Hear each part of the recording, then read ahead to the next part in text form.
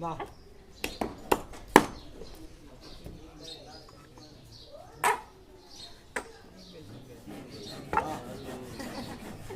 পিনিক বেশি বুঝিনি স্যার আজকে পিনিক বেশি লইলে তাহলে যাইতেন আজকে রেস্টটা আছে